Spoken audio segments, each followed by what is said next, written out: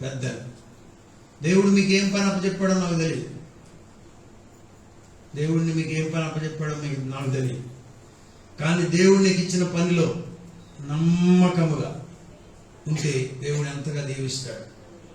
మన దేశం బాగుపడాలంటే ప్రజలు నమ్మకంగా పనిచేయడం మొదలుపెట్టాలి. హల్లెలూయా. పిల్లలు, పెద్దలు నమ్మకంగా చేయలేనిది చేయొద్దు, చెయ్యగలిగింది నువ్వు ఎక్కడున్నావో అక్కడ నటించొద్దు. సువార్త పని, గవర్నమెంట్ జాబా, ప్రైవేట్ జాబా, ఏ జాబ్ అయినా సరే నీ వృత్తికి చెప్పండి, నీవు న్యాయం చేయాలి. తప్పుకు తిరిగేవాడు దేవుని దృష్టికి ఇష్టుడు కాడు. ఎనిమిది, నమ్మకముగా ఏమన్నాడు? నేను ఎలాగ కొలువు చేసేదనో నీవు ఎరుగుదువు కదా అని చెప్పాను. అందుకు లాబాను అతనితో, నీ కటాక్షము నా మీద ఉన్న ఎడల నా మాట విను. అందరూ అనండి మాట. అందుకు లాబాను అతనితో, నీ కటాక్షము నా మీద ఉన్న ఎడల నా మాట విను. ఎలా ఉంది ఇది?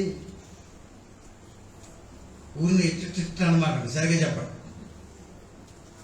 ఎలా ఉంది ఇది? అమ్మిని కొంచెం యాక్షన్ లాగలేదు. పెత్తనం అంతానేమో చేస్తున్నాడు, మళ్ళీ ఏమంటున్నాడు? అల్లుడు గారు, నాకు ఒక మామగారు తెలుసు, పేరు చెప్పంలే. ఆయన మేము అక్కడ కూర్చుంటే ప్రొద్దుడే వచ్చేవాడు. గుడ్ మార్నింగ్ సార్ అనేవాడు అల్లుడు గారిని.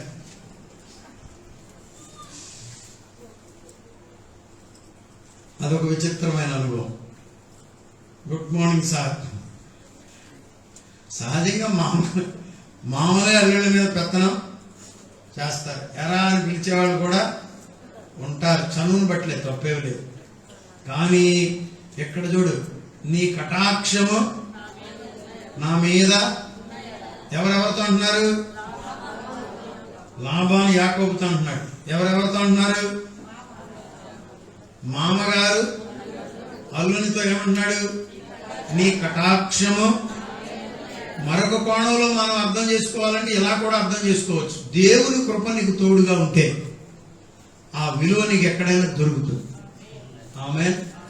నువ్వు ఉద్యోగంలో ఉన్నావా? నీ వ్యాపారంలో ఉన్నావా?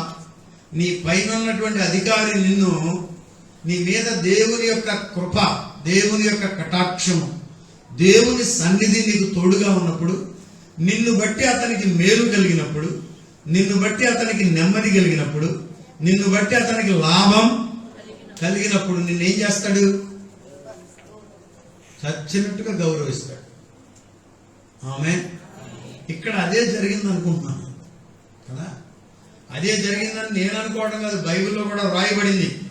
చూడండి, నీ కటాక్షము నా మీద ఉన్న ఎడల నా మాట వినుము. ఆగండి. నిన్ను బట్టి యెహోవా నన్ను, చూసారు, ఒకరిని బట్టి దేవుడు ఒకరిని ఆశీర్వదిస్తాడు. ఎవడో చెప్పాడని నేను చెప్పట్లా, వాక్యంలో చాలా క్లియర్ గా కనబడుతుందని నేను చెప్తున్నా. ఈ కళ్ళతో చూసాం కాబట్టి నేను మీకు జ్ఞాపకం చేస్తున్నా. ఆమేన్.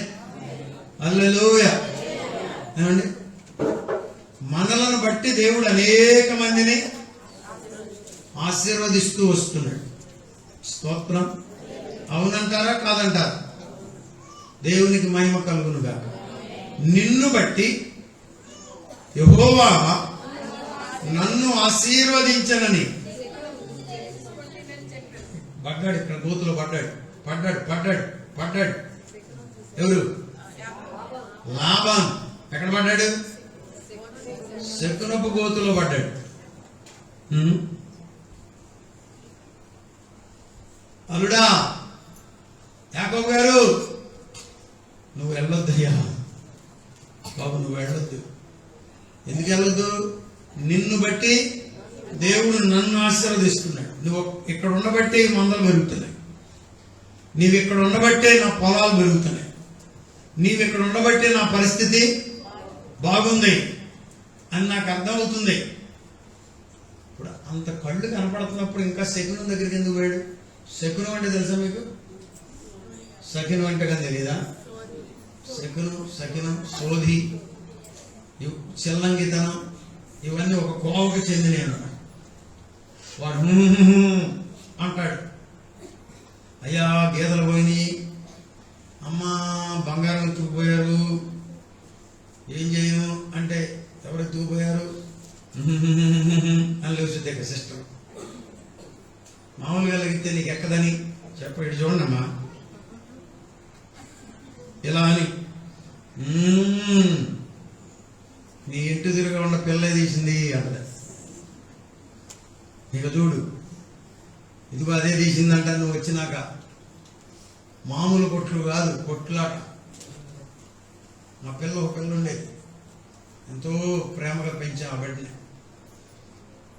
డబ్బులు పోతే ఆ పిల్ల తీసిందని చెప్పిందంటే ఏదో సైతాన్ మామూలునే ఉంటది. ఎంత గొడవ అయిందో దానికి. తర్వాత తెలిసింది పక్క పిల్లలు తీశారని తర్వాత ఇచ్చారు. వాళ్ళు ఏం చెప్తారు? శకునాలు వాళ్ళే చూసిన దాన్ని బట్టి చెప్తారు, నీ మాటలను బట్టి చెప్తారు. ఇదివరకు చెప్పారు, మా విశ్వాసులకు ఒక స్టోరీ తెలిసి కొత్త వాళ్ళు ఉన్నారని చెప్తున్నా. మా నాన్నగారు కృష్ణా జిల్లా గరీబార్, ఉయ్యూరు దగ్గర, తోటలవల్లూరు మండలం. మా ఫాదర్ కూడా పాలేరుగా పనిచేశారు. నన్ను తీసుకెళ్లి చూపించారు, నాన్న ఇంట్లో నేను పనిచేశాను.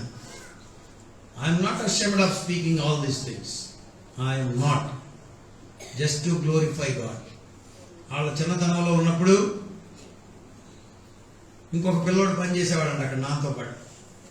వాడిని పట్టుకెళ్ళి నెట్టాడి కట్టేసి పెచ్చకొట్టుడు కొట్టారు.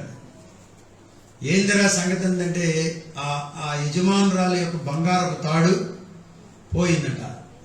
పోతే ఆ ఊర్లో ఉన్నటువంటి అక్కడ దగ్గరలో మరి ఎక్కడ అది శకునాలు చెప్పే శకునాల కోట దగ్గరికి వెళ్ళారు. వాడిట్లాగా జూలు వదిలి చుట్టూ అని నల్లకోడి పెట్టను తెప్పించి, ఇంకెవడు తీశాడు? నీ ఇంట్లో ఉన్న బొడ్డోడే తీశాడని చెప్పాడు. ఇంకేముంది? వాడిని తీసుకెళ్ళి మామూలు కొట్టుడు కాదు, వాడిని కొడుతుంటే పక్క వాళ్ళ పరిస్థితి కూడా ఎట్లా ఉంటుంది మీకు తెలుసు కదా. నాన్నగారు వర్తమానంలో చెప్పేటప్పుడే వెళ్ళిన ఈ మాట నేను చూసారా. మరి అట్ట సావ సంపులుగా కొడితే ఊరుకుంటారా? అప్పుడు మాత్రం ఇప్పుడు మాత్రం పల్లె నుండి ఊరూరే వచ్చేసారంట గొడవకి. పెద్ద గొడవ జరిగిపోయిందంట. మొత్తం ఆళ్ళు వీళ్ళు పెద్ద గొడవ జరుగుతుంటే సాయంత్రానికి ఆ ఇంటి యజమానుడు ఎక్కడో మంటాడెళ్ళి సాయంత్రానికి వచ్చాడంట. ఆ రోజు ఆటోలు లేవు, బస్సులు లేవు, నడిచి రావాలిగా. ఏంటి బాబు ఏంటంటే ఏముంది, ఇట్లా గొడవ జరిగింది, బంగారం పోయిందంట. ఆ సిగ్నల్ కోట దగ్గరికి వెళ్తే వాడేమో ఇంకెవడు తీశాడు, ఇంట్లో పనిచేసే బొట్టోడే తీశాడని చెప్పాడంట. అని చెప్తే అవునా, ఎవడో చెప్పాడు, ఫలానా చెప్పాడు.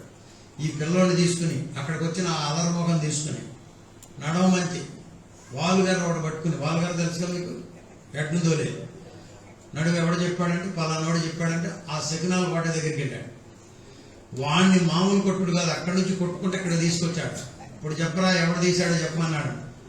బాబు నీకు దండం పెడతానయ్యా, నాకేం తెలుసు అన్నాడంటే వాడు. ఏం చెప్తారు సిగ్నల్? తప్పు అయిపోయిందని అందరికి దండం పెట్టి, పొరపాటు జరిగిందయ్యా, అది మా ముసలమ్మ చేసిన పని కాదు, వాడు చెప్పిన మాట అని సర్ది చెప్పి, అసలు ఇప్పుడు పోవటం కాదు, నిన్నే స్నానానికి వెళ్ళేటప్పుడు గుట్లో పెట్టి మర్చిపోయింది, నేను జాగ్రత్త చేశానులే, కంగారు పడమాకండి, తప్పు మాదేనని పంపించేశాను. మీలో కొంతమంది శకునం దగ్గరికి పోతున్నారు నాకు తెలుసు. మీలో కొంతమంది తాళ్ళు, తంగరాలు, తాయిత్తులు ఉన్నారు. లేరనుకోమాక.